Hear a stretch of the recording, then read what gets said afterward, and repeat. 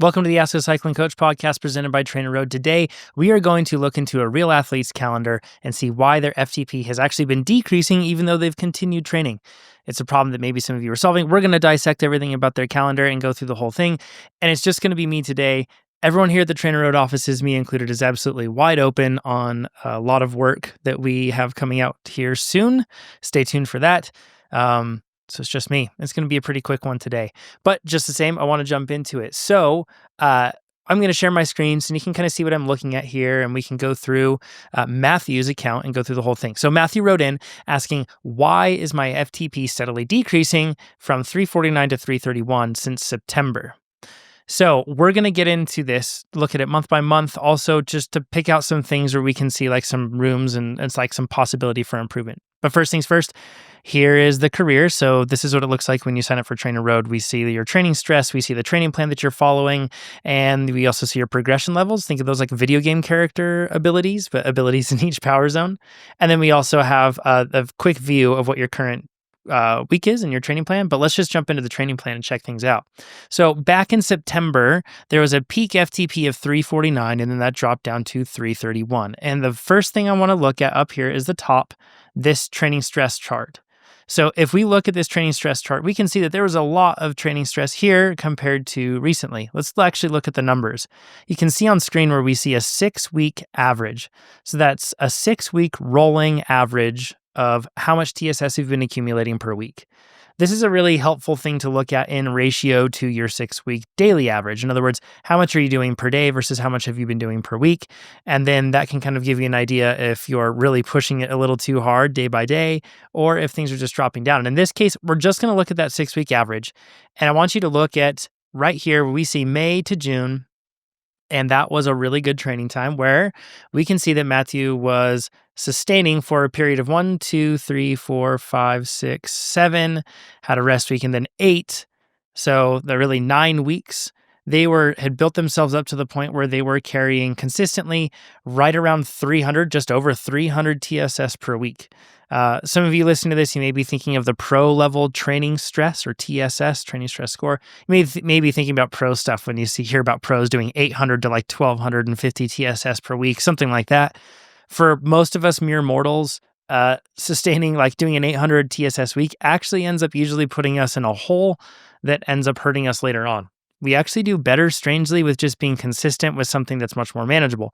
And for most athletes, like a 300 weekly TSS, if your 6-week average is somewhere around 300, it's actually pretty significant. That's not easy to do for a lot of people. But again, sometimes we get our eyes on the shiny things and we think we need to be like pros. But this is great. Now, if we actually go back to this time on the calendar and we look at the work that was being done, you'll see that there's a mix. So we have this mix of doing structured work. And then in addition to that, in some cases, doing workouts outside, but also just mixing in this ride that you see, these longer rides. And this is great because you can see that they were consistently going to the point where they would put in these big weekend rides. They would have a red day on Sunday. They would skip that day. Sometimes Monday would be yellow, and they would respect that, and they'd just get right back into it. So this is great to see. This is TrainerRoad's fatigue detection at work. It doesn't use a static algorithm at all. Instead, it's constantly looking at you as an athlete and as an individual, and it's not using the same rule for you as it would for me, since we're different people. As you get more fit or less fit, it will adjust and know when you are nearing a point where your training becomes not productive or even detrimental, like a red day would be detrimental and a yellow day might be not productive. So it's pretty cool. And it's really great to see that, Mattheu, in this case, you respect those. And that's a consistent thing that you're doing really well at. And that's great. What does respecting look like? It looks like when you have a yellow day doing whatever TrainerRoad recommends, which is typically an easier endurance day. If you had something really long, it's going to be 90 minutes or less, and it might shorten it beyond that. If it's a hard day, then it's going to, or if it's a red day, it's going to just suggest a rest day. So that's great. And you can see this mix of like structured training where you can see your hard interval work and then having interval workouts there and doing those. And in this case, Mattheu was trying to do them outside to varying degrees of success. So in this case, you had a structured workout that you were going to do, but you skipped it and instead you did this ride. Or actually, let's see if you matched it. It certainly doesn't look like it when I see that it was a 2-hour workout intended to be at 105 TSS with an IF of 0.72. So that's an intensity factor. So that's roughly you should have averaged 72% of your threshold by the end of the thing. But in this case, you rode for 3 hours and 4 minutes, accumulated 232 TSS, and you did so at 0.87 IF. So that was a hard ride. Let's look at what you should have done that day, according to TrainerRoad, which is this over-unders workout where you were going to be spending 2 minutes under, 1 minute over, and then repeating that twice per set and doing that 4 times with a bunch of high endurance stacked on either end of that one. But instead, we see this, and that doesn't look like it matches the profile. More work than what was intended to be done as well. So this is one area where I think that you could improve in general, Mattheu, and all of you listening to this. We've talked about this a lot, but if you have a structured workout and you're going to go outside, sometimes you just guess at doing it. And maybe if it's endurance work, that can be okay. But chances are, even if it's endurance work, we're very tempted to do too much or have stochastic power the whole time instead of steady power like we should be doing. So it's always really tricky. Outside workouts are really hard, and they're a spot where it can kind of get us in trouble. In this case, you were doing a lot of volume, and relatively speaking, compared to what you had done historically with your training, it was higher. So as a result, you were seeing this boost in your training stress, and you're also seeing a boost in fitness. But in terms of it being sustainable, that's an entirely different thing. So as you get into June, then you have work trips, other trips, training consistency falls off. And here's the deal though, you get back into July and you really start to pick back up on things. You start doing 2 workouts per week in some cases. You also keep skipping some spots, and then that leads to these red days. And if you get a red day every week, chances are you're doing too much. You shouldn't just get one every week. Now, then we look at a week like this, and this is a fantastic looking week. So you hit your VO2 max workout and you crushed it. And then you go into your endurance workouts. You do those. You don't miss those. That's great. You throw in an e-bike ride that's really short, looks awesome. And then you do that threshold workout on a Saturday. Great job. And then you also then do your endurance workout on Sunday. It's beautiful. That's the sort of week that we really want to see more often, where you're just sticking to your marks. Now, if you want to add on extra to that, again, we can talk about that later, but that's where things can kind of get a little bit complex. But this is a really good week. Stacking these sort of weeks that we see here is what's really going to help you out. But anyways, you can see the training stress here, the 6 week, we were at 330 around there. We dropped down to around 237 after those weeks off. And then we built back up to just up to around 300 again, okay? And in this case, you were doing some great workouts and other ones you were skipping the workouts. There's room for improvement there. But just the same, you had built up really high, dropped down, probably were experiencing some sort of freshness increase as a result of getting rid of a lot of that fatigue. You built up again, and then we start to drop off again in September. So now we'll get into actually looking at your months, I guess, and kind of walking through and everything that we can see. So if we look at the week of September 26th, that's when you had your 349 FTP. And you can see that by this point, you were dropping down training stress. This looks a lot like a taper. So if you build up, and then you drop off your training stress, your body's actually going to super compensate. It will adapt to the training that you've given it. You're giving it a chance to recover instead of just loading it with more work. It's going to super compensate and get faster. So this is really common to see these like minor FTP increases right after going through something like a taper, like you did for these 2 weeks here. Now, but here's where things start to change all the way through. Let's go through this. So, and let's actually kind of quantify this. So this FTP increase was a 0.6% increase. And again, it's kind of due to those prior 2 months of volume that you had just increasing to historic highs for you. You were doing some structure, not perfect, but still some structure. Now, here's the interesting thing about this, and I want to point this out. With AI FTP detection, if it was just a basic algorithm, like much of the FTP guessers out there, whether that's on your head unit or whatever you're using, it would actually say that your FTP has gone down by this point. Because in this case, you were doing workouts actually that were harder and longer, and if you look at your outside rides, you were doing a lot of them, but then you kind of took time off, and it still showed that your FTP had decreased. And that's cool proof to me that AI FTP detection is more than just like an algorithm, and instead it's something that's pretty special. Okay, now let's look into October, because this is where things go on. Your volume dropped a bit, but it's stabilized around 230-ish, as we can see through here, which is okay, but think about this. That's a 24% reduction in your 6-week average training stress. So thinking of that, like that's a pretty significant drop. Think of cutting out 25% of your training, or think of it in terms of finances. Think of cutting out 25% of your bank account balance. That's a huge chunk that's just suddenly gone. Or maybe a more direct one in this case is think of cutting 25% out of your paychecks. You would notice that in your bank account balance, right? And you wouldn't expect to have more money in your bank account as a result. So FTP increases are they are correlated, of course, to increases in volume, but also, above all, consistency at a specific volume for an individual. And in this case, you were high, but then you dropped down.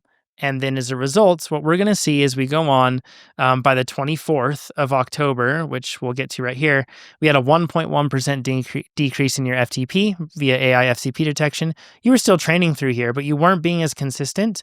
You were hitting 1 to 2 workouts per week. You had a race that was tossed in here, but you weren't actually hitting your marks. And as a result, your volume's dropping.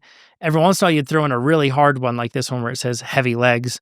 And if you look at this one, you were supposed to do deer horn -4, which is going to be a threshold workout that looks like this here. And instead, what we see is that instead of a 45-minute threshold workout that would have averaged 0.89 IF, you did a 3-hour workout that averaged 0.82 IF. So instead of 59 TSS, you did 207, which is a huge increase. Makes sense that you titled it heavy legs. Makes sense that the next day was a red day as well. You noticed the heavy legs and then it went that way. So that was biting off too much right there. Really hard effort.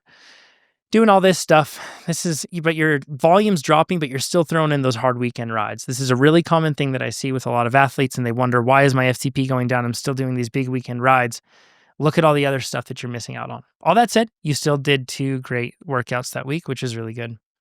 Okay, but again, a 1.1% drop in FTP. Now, if you think about that, though, it's kind of like this is kind of an interesting point. You dropped 24% in your training stress, but you only dropped 1.1% in your FTP. I'm really grateful it's not a linear relationship, right? And that's a really good thing to know. You can get more out of less, but to a certain extent, when you do drop enough, you should expect your FTP to drop as well. That's just kind of how it goes. So let's go into, you had in the last week of October, great week. Look, you nailed them again. It's not that you have to train every day. You just did the workouts that were prescribed. You crushed them. You did really well. That's fantastic to see. Then we get into November. You had training, or you went on vacation. So you missed a lot there, and your training stress drops again. And then we come back. We have a recovery week. That's good. And it's really good that you hit all your workouts in that recovery week. Fantastic job. And then after that, we get sick in the following week. You do this threshold workout here, and even going into like the following weeks, you end up doing some more hard ones. So I don't know what the sickness was like, but it seems like you kind of recovered from it. This is another great week that we see here. And then you have, this is a good example of one where you came through and you did back-to-back workouts. This is a spot where I would watch out. So instead of, chances are you probably had something going on Tuesday, so you moved Tuesday's workout to Monday. But since you had done a workout the day before, and really it was 3 days of training in a row where you did that the threshold workout on a Saturday, and then and then you also did a short endurance ride, and then on Sunday you did an hour-long endurance ride that's kind of like mid to high endurance, and then you threw on the VO2 max workout the next day. Makes sense that you're yellow. Always try to give yourself time off when you can in between those hard workouts. Okay, and then I think that it probably just makes sense for us to scoot ahead here.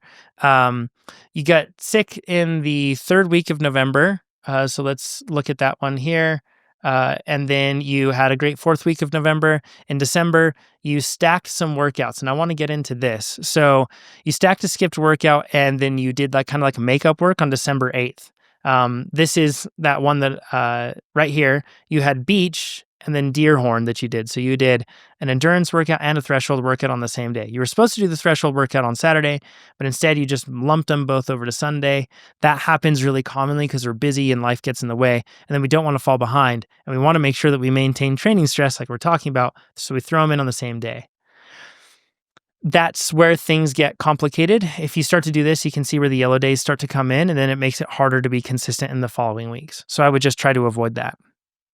Okay, and then if you look at this, you then get sick again in December here, and you even struggled with some workouts in this period here as well in spots where, for example, on the 11th of January, you struggled with the threshold workout, citing that you were sick as well. Then you have more travel. All this to say, if we look at it, your training stress just keeps creeping down slightly in terms of the average. Now, right now, you are at 197. So that's a pretty significant drop in training stress that we see from where you were at. Very significant, 60% or more that you dropped down in training stress. Or sorry, 40% drop in training stress. So if you have a 40% drop in training stress, you should expect your FTP to go down. That's just kind of how it goes. Now, if you were just doing unstructured work before then yeah, I would say that doing structured work, you can get more out of less training stress. But in this case, you were still doing structured work and then just doing some outside work, and it was adding up. Week after week, it compounded, and it got to the point where you were actually having those adaptations going on where you are super compensating and achieving progressive overload. Those are the key training terms. So the takeaways here. Why is your FTP going down? In short, it's because you're doing less. Now, something interesting is that when I look at what TrainerRoad suggests for you for a training plan, it's recognized your difficulty with being consistent with what your training plan is. And it's like on the fence of suggesting that you kind of do less days per week just to try to have you be consistent. So here's what I would say. I would suggest that you just focus on hitting your workouts. If we look ahead at your calendar, you have 4 workouts per week on there. And if you can just focus on arranging everything else in your life to just hit those 4 workouts, do that for 6 weeks, 8 weeks, you will see your FTP start to go right back up again. That will get you to the point where you're actually achieving, because look at it here, it's like 250 TSS. If you're really doing 250 TSS every week and you're layering that on, you might even get to the point where if you're doing it consistently with this much structured work, you might actually PR with an FTP. You might be doing a little bit more with a bit less training stress, or getting more from less training stress. So that's what I would recommend, is just focus on hitting the workouts. I know that's not a very sexy answer, but when we look back at it, it's the main thing that needs to happen. You're good at hitting some workouts, but then you're good at missing a week. And then you're also good at stacking workouts to try to do makeup work. And in the end, that ends up making you more fatigued and possibly risking illness. Instead, I would just focus on that. The other note too, there are some situations where you've had recovery weeks and you skip the recovery week ride and you go and do something outside, like a hike or something else like that. This is a big temptation for a lot of cyclists to just think of the recovery week workouts as, it's fine. It's just a rest week. And it is not a rest week. A rest week is different than a recovery week, or vice versa, however you want to view it. But your goal is not just to simply rest. It's to recover. To recover doesn't mean that you do nothing. You need to still maintain a certain amount of training stress during that week. We just dropped the intensity down substantially. So then during that week, that allows your body to catch up and get to the point where it can adapt to the work that you did over the previous 2 to 3 weeks. So with that in mind, don't look at your recovery week workouts as something that you can just pass off and say that you went for a hike for an hour and that checks the box, or you did some other type of sport, or you can just skip it. If you do that, it drops your training stress. That means that your body is not receiving the same signal and stimulus that it needs to adapt to maintaining a high level of stimulus. And the way that it adapts is it gets stronger and faster. So make sure you do that. So that's what I would say. You're doing a great job with respecting fatigue detection, which is really good. You're also doing a good job of filling out your post-workout surveys, of just filling out and saying, this is how hard the workout felt. But for areas for improvement, avoid stacking workouts like I talked about. Just focus on hitting your marks with your workouts. Sacrifice all the other stuff. Just try to focus on hitting your marks. Again, if the FTP increase is really, truly a priority for you, then that's what you need to do. Try to just be consistent at 250 TSS. You don't have to go back to 300, just focus on 250 and do that for 6 to 8 weeks. And I guarantee you TrainerRoad will then want to increase your training stress and get you back up to closer to 300. It'll just ramp you up slowly. I bet that reverses this direction in FTP. And this is a good example of how you can keep riding, think you're hitting all your marks, wondering why your FTP is going down without actually looking at it and kind of getting into the weeds as to why. That's what's going on. Now, one thing I want to cover is it makes total sense in our minds that, well, why don't you just give him 300 TSS per week, get him back to that level? And the reason for that is because if we just hit you where you've been roughly consistent around 200 TSS and we just said, here's 300 TSS, and you have to hold that all the way through, that would almost certainly cause you to, experience too much fatigue is probably the best way to say it, burn out, get you to the point where you just can't sustain that sort of training load, can't finish your workouts, and then it would be even worse. So the whole point is with training isn't to hold us to our past selves, but instead meet ourselves where we're at, train and be consistent at that level, and then that will build upon itself over time, and then we can slowly make incremental increases in the amount of stress that we can take as we get faster. Hope that was helpful. If you want to have us look at your TrainerRoad account and give you insight into what you could do to get faster, or if you haven't used TrainerRoad and you want to use it to have AI cycling coaching taking care of this and suggesting all the workouts for you and making sure you don't burn out and making sure you're getting a plan that's building for your goals, let us know. You can do that. You can go to trainerroad.com and sign up. And then also you can just drop down below in the comments if you want us to analyze your account. That's it. I got to get back to work. We'll talk to you all next week. Thanks, everybody.